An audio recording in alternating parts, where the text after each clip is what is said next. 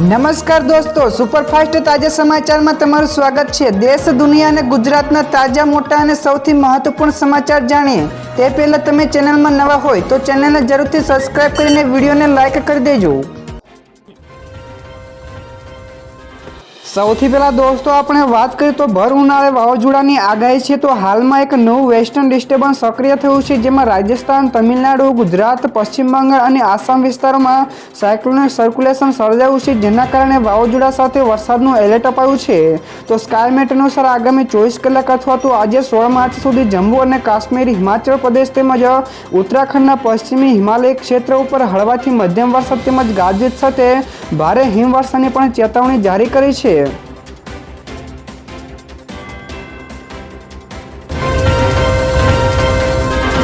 તો દોસ્તો બીજા સૌથી મોટા સમાચાર સામે આવ્યા છે। ગુજરાતમાં ભરતીના નિયમો બદલાયા છે। તો સરકારે સરકારી ભરતીના નિયમોમાં ફેરફારો કર્યા છે, જેમાં રેવન્યુ તલાટીની ભરતી માટે હવે ધોરણ 12 પાસ નહીં પરંતુ ગ્રેજ્યુએટ એટલે કે ફરજિયાત કોલેજ પૂરી કરેલી હોવી જોઈએ। તો પહેલા ઉમેદવાર ધોરણ 12 પાસ હોય તો પણ અરજી કરી શકતો હતો, પરંતુ હવે અભ્યાસ લેવલમાં ફેરફાર કરી દેવામાં આવ્યો છે। તો સાથોસાથ ઉંમર મર્યાદા પણ ફેરફાર કરવામાં આવ્યો છે। તો ઉમેદવારોની ઉંમર પણ 33ને બદલે હવે 35 વર્ષ કરી દેવામાં આવી છે।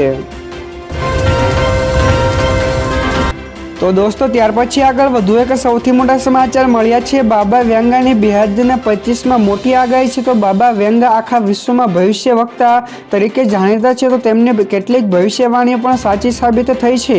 ત્યારે વર્ષ 2025ને લઈને ચોંકાવનારી ભવિષ્યવાણીઓ કરવામાં આવી છે, જેમાં આવનારા સમયમાં વિશ્વમાં અનેક મોટી મુશ્કેલીઓનો સામનો કરવો પડશે। તો જેમાં ભૂકંપ, પૂર અને યુદ્ધ જેવી બાબતોનો સમાવેશ થાય છે। તો પૂર્વમાં યુદ્ધ થશે, પણ તેની અસર પશ્ચિમના દેશો થશે। તો વેંગા અનુસાર મેષ અને વૃષભ રાશિ માટે પણ આ વર્ષ ખૂબ જ લાભદાયી રહેશે। તો દોસ્તો બીજા સૌથી અગત્યના સમાચાર સામે આવ્યા છે। ગુજરાત કોંગ્રેસના નવસર્જનનો પ્લાન તૈયાર થયો। જ્યાં દોસ્તો રાહુલ ગાંધીના ગુજરાત પ્રવાસ બાદ ગઈકાલે અમદાવાદ આવેલા કોંગ્રેસ પ્રભારી મુકુલ વાસનિકે જણાવ્યું હતું કે રાહુલ ગાંધી જે દિશા નિર્દેશ આપ્યો છે તેને ગંભીરતાથી લઈને કામગીરી શરૂ કરવામાં આવી છે। તો કોંગ્રેસને નુકસાન કરતા નેતાઓને શોધવામાં આવશે, જો કાર્યવાહી કરવી પડશે તો તે પણ કરીશું તેમ પણ જણાવ્યું હતું। તો 10થી લઈને 15 જેટલા લોકોને કાઢી મૂકવા પડે તો કાઢી નાખશું, પરંતુ રાહુલ ગાંધીની આ ટકોર બાદ ગુજરાત કોંગ્રેસના નવસર્જનના પ્રયાસો પણ શરૂ થયા છે। ત્યાર પછી દોસ્તો આગળ વધુ એક સૌથી અગત્યના સમાચાર મળ્યા છે। ગરમી વધતા શાળાઓના સમયમાં ફરી એકવાર ફેરફાર કરવાની માંગ ઉઠી। તો હાલ રાજ્યમાં ગરમી વધતી જોવા મળી રહી છે, ત્યારે આગામી દિવસોમાં હીટવેવની પણ આગાહી હવામાન વિભાગે કરી છે। તો જેને લઈને અમદાવાદમાં મ્યુનિસિપલ કોર્પોરેશન સંચાલિત સ્કૂલ બોર્ડ દ્વારા એક મહત્વપૂર્ણ નિર્ણય લેવામાં આવ્યો છે। તો વિદ્યાર્થીઓને હીટવેવની અસર ન થાય તે માટે સવાર પાળી તેમજ બપોર પાળીને અભ્યાસ કરતા વિદ્યાર્થીઓના અભ્યાસના સમયમાં ફેરફાર કરવામાં આવ્યો છે। ત્યારબાદ દોસ્તો ફટાફટ આગળના બીજા સમાચાર વિશે વાત કરવામાં આવે તો રેશન કાર્ડ માટે ઈ-કેવાયસી ન થયું હોય તો ચિંતા ન કરો। જ્યાં દોસ્તો જો રેશન કાર્ડમાં તમારું ઈ-કેવાયસી નથી થયું તો તમારા ઘરે આવતા પોસ્ટમેનને કહો અથવા તો નજીકની પોસ્ટ ઓફિસમાં જાઓ, તો ત્યાં તમારી સમસ્યાનો ઉકેલ આવી જશે। કેમ કે હવે પોસ્ટ ઓફિસ વિભાગે ઈ-કેવાયસીની સેવા શરૂ કરી છે, તેમજ તે પણ કોઈપણ પ્રકારની ફી વગર। તો રાજ્ય સરકારના અન્ન નાગરિક પુરવઠા વિભાગે ભારતીય ટપાલ વિભાગને આ કામગીરી સોંપી છે। તો દોસ્તો બીજા સૌથી મહત્વપૂર્ણ સમાચાર સામે આવ્યા છે। કોલસાના ટ્રેડિંગ માટે એક્સચેન્જ સ્થપાશે। જ્યાં દોસ્તો ભારતમાં ખાનગી કંપનીઓ દ્વારા સંચાલિત ખાણોમાં કોલસાના વધી રહેલા ઉત્પાદનોની વચ્ચે ઘરેલું સ્તરે ઉત્પન્ન કરાયેલા કોલસાની ખરીદી અને વેચાણ કરવા માટે કોલ ટ્રેડિંગ એક્સચેન્જની India propose to set up trading exchange for domestic કોલને સ્થાપના કરવાનું સરકાર વિચારી રહી છે। તો ખાનગી કંપનીઓ દ્વારા 2030 સુધીમાં કોલસાનું 350થી લઈને 400 મિલિયન મેટ્રિક ટનનું ઉત્પાદન કરવામાં આવે તેવી શક્યતાઓ પણ સેવાઈ રહી છે। તો દોસ્તો ત્યાર પછી આગળ વધુ એક સૌથી મહત્વપૂર્ણ સમાચાર મળ્યા છે। આજે પણ 5 જિલ્લાઓમાં ગરમીનું યલો એલર્ટ અપાયું છે। જી હા દોસ્તો, હવામાન વિભાગે ગઈકાલે અમદાવાદ, ગાંધીનગર, કચ્છ, પોરબંદર તેમજ સુરેન્દ્રનગર જિલ્લામાં હીટવેવની આગાહી કરી છે। તો ગઈકાલે રાજ્યમાં 9 જેટલા જિલ્લાઓના તાપમાનનો પારો 40 ડિગ્રીને પાર પહોંચ્યો હતો, જેમાં 42.1 ડિગ્રી તાપમાન સાથે રાજકોટમાં સૌથી વધારે ગરમ શહેર રહ્યું। ત્યારે હવામાન વિભાગ અનુસાર આવતીકાલ પછી ગરમીમાં આંશિક રાહત મળી શકે છે। ત્યારબાદ દોસ્તો આ સિવાયના બીજા સમાચારની ઝડપથી વાત કરવામાં આવે તો મધ્યમ વર્ગ માટે આવ્યા ગુડ ન્યૂઝ। તો ગુજરાતના મધ્યમ વર્ગના લોકો માટે ખૂબ મોટી રાહતના સમાચાર મળી આવ્યા છે। તો શિક્ષણ વિભાગે આરટીઈમાં પ્રવેશ માટે આવક મર્યાદામાં મોટા ફેરફારો કર્યા છે। તો પહેલા આરટીઈમાં પ્રવેશ મેળવવામાં આવક રૂપિયા 1.5 લાખ હતી, તે હવે વધારીને રૂપિયા 6 લાખ કરી દીધી છે। તો આની સાથે જ અરજી કરવાની તારીખ પણ 15 એપ્રિલ સુધી લંબાવી દેવામાં આવી છે। તો આ નિર્ણયથી 6 લાખ સુધીની આવક મર્યાદા ધરાવનારા વાલીઓના બાળકોને પણ હવે આરટીઈમાં ફોર્મ ભરવાની નવી તક ઊભી થઈ છે।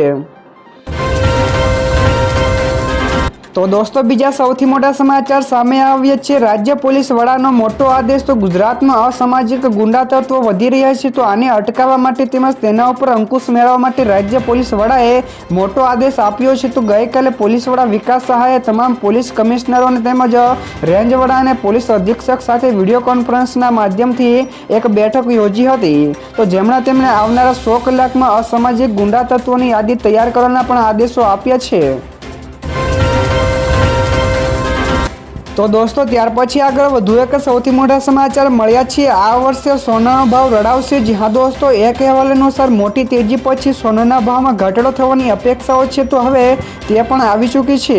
તો અમેરિકા પછી યુકે દ્વારા વ્યાજ દરોમાં ઘટાડો તેમજ વધતા જતા ભૂ રાજકીય તણાવોના કારણે સોનાને ટેકો મળી રહ્યો છે। તો ગોલ્ડ ઇટીએફમાં પણ રોકાણ પણ વધી રહ્યું છે। તો આના કારણે પણ સોનાની માંગ વધી રહી છે। તેથી આવી સ્થિતિમાં આ વર્ષે પણ સોનું 90,000 રૂપિયા પ્રતિ 10 ગ્રામ સુધી પહોંચી શકે તેવી શક્યતા છે। તો હંમેશા BIS દ્વારા પ્રમાણિત હોલમાર્ક વાળું સોનું જ ખરીદો। તો દોસ્તો ત્યાર પછી આગળ બીજા સૌથી અગત્યના સમાચાર રાજકોટમાં એરપોર્ટને લઈને મહત્વપૂર્ણ સમાચાર। તો રાજકોટ એરપોર્ટને લઈને ખાસ સમાચાર મળ્યા છે, જેમાં 18 માર્ચથી લઈને 24 માર્ચ સુધી એરપોર્ટ આંશિક રીતે બંધ રહેશે। તો એરપોર્ટ આંશિક રીતે બંધ રાખવા પાછળનું મુખ્ય કારણ છે કે ફાટકનું મેન્ટેનન્સ કામ કરવાનું હોવાથી ઓથોરિટીએ આ મહત્વપૂર્ણ નિર્ણય લીધો છે। તો દરરોજ અવરજવર કરતા વાહન ચાલકોને મુશ્કેલીઓનો સામનો કરવો પડતો હોવાથી ભક્તિનગર સેશન્સમાં આવેલા રેલવે ક્રોસિંગ ફાટકની કામગીરી શરૂ કરવામાં આવી છે। ત્યાર પછી દોસ્તો આગળ વધુ એક સૌથી મહત્વપૂર્ણ સમાચાર મળ્યા છે। મહિલા ખેલાડીઓ માટે રાજ્ય સરકારની અગત્યની જાહેરાતો। Sport authority of Gujarat Gandhinagar દ્વારા મહિલા ખેલાડીઓને પ્રોત્સાહન માટે વર્ષ 2024-25 અંતર્ગત મહિલા રોકડ પુરસ્કાર આપવામાં આવશે। તો રાજ્ય કક્ષાની શાળાકીય સ્પર્ધાઓમાં અંડર 14, 17 અને 19 તેમજ school games federation of India દ્વારા આયોજિત રાષ્ટ્રકક્ષાના સ્પર્ધામાં SHG દ્વારા રાજ્યનું પ્રતિનિધિત્વ કર્યું હોય અથવા તો ભાગ લીધો હોય તો તે મહિલા ખેલાડીઓને સન્માનિત કરવામાં આવશે। ત્યારબાદ દોસ્તો આ સિવાયના બીજા સમાચારની વાત કરવામાં આવે તો 94,000 જેટલા શિક્ષકોની ભરતી થશે। જી હા દોસ્તો, રાજ્ય સરકારે આગામી 10 વર્ષનું ભરતી કેલેન્ડર જાહેર કર્યું છે, જેમાં અંદાજે 94,000 કરતાં વધારે શિક્ષકોની ભરતી કરવામાં આવનાર છે। તો આ ભરતી કેલેન્ડર અંતર્ગત સૌથી વધારે પ્રાથમિક શિક્ષણની જગ્યાઓમાં ભરતી કરવામાં આવશે। તો સરકારી આંકડાઓ અનુસાર આગામી 10 વર્ષમાં શિક્ષણ વિભાગમાં 94,353 જેટલી જગ્યાઓ પર શિક્ષક સહાયકની ભરતી કરવામાં આવશે। ત્યારબાદના દોસ્તો બીજા સમાચારની ફટાફટ વાત કરવામાં આવે તો પાકિસ્તાનીઓને યુએસએમાં હવે નો એન્ટ્રી। જી હા દોસ્તો, ડોનાલ્ડ ટ્રમ્પ દિવસે ને દિવસે વિશ્વને આંચકો આપ્યો છે। તો તેમના નિર્ણયોના કારણે હવે વિશ્વમાં અનેક ચિંતાઓ પણ ઊભી થઈ છે। તો ટ્રમ્પ સરકાર 41 દેશો ઉપર વિઝા પ્રતિબંધ લગાડવાનું વિચારી રહી છે। તો જેમાં અમુક દેશોમાં સંપૂર્ણપણે વિઝા પ્રતિબંધ, અમુક ઉપર આંશિક પ્રતિબંધ અને અમુક દેશોને સુધારવા માટે 60 દિવસની છૂટ જેવી યોજનાઓ પણ લાગુ કરવા જઈ રહી છે। તો જેની સૌથી વધારે અસર પાકિસ્તાન અને અફઘાનિસ્તાનનો થશે। તો યુએસએની સુરક્ષાને લઈને આ યોજનાઓ બનાવી રહ્યા છે। તો દોસ્તો બીજા સૌથી મહત્વપૂર્ણ સમાચાર સામે આવ્યા છે. બટાકાના પાકને લઈને ખેડૂતો ચિંતામાં મુકાયા. જી હા દોસ્તો, સાબરકાંઠામાં બટાકા પકવતા ખેડૂતો ચિંતામાં મુકાયા છે. તો એક તરફ ગરમી વધી રહી છે ત્યારે બીજી તરફ કોલ્ડ સ્ટોરેજો પણ હાલ પૂરતા ફૂલ થઈ ગયા છે. તો ઉપરાંત હોળીના તહેવારને ધ્યાનમાં લઈને શ્રમિકોની પણ ઘટ જોવા મળતા ખેડૂતો ચિંતામાં મુકાયા છે. તો ખેતરોમાંથી 30% જેટલા બટાકા નીકાળવાના બાકી છે. તો ખેતરોમાંથી બટાકા વીણવા એટલે કે એકઠા કરવાના પણ બાકી છે. તો જિલ્લામાં 125ની આસપાસ કોલ્ડ સ્ટોરેજો આવેલા છે. ત્યાર પછી દોસ્તો આગળ વધુ એક સૌથી મહત્વપૂર્ણ સમાચાર મળ્યા છે. માઉન્ટ આબુનું નામ બદલાઈ જશે. જી હા દોસ્તો, ગુજરાતને અડીને આવેલા હિલ સ્ટેશન અને ગુજરાતીઓનું મનપસંદ પર્યટન સ્થળને લઈને સમાચાર આવ્યા છે, જેમાં માઉન્ટ આબુનું નામ બદલવાની માંગ કરવામાં આવી છે. તો રાજસ્થાન વિધાનસભામાં માઉન્ટ આબુનું નામ બદલવાનો મુદ્દો પણ ઉછળ્યો છે, જેમાં રાજસ્થાન મંત્રી ઓટારામાં દેવાસીએ પણ વિધાનસભામાં માઉન્ટ આબુનું નામ બદલવાની સાથોસાથ માંસ અને દારૂના વેચાણ ઉપર પણ રોક લગાવવાની માંગ કરી છે. તો ખાસ કે 11 માર્ચે વિધાનસભામાં આ મુદ્દો ચર્ચામાં હતો.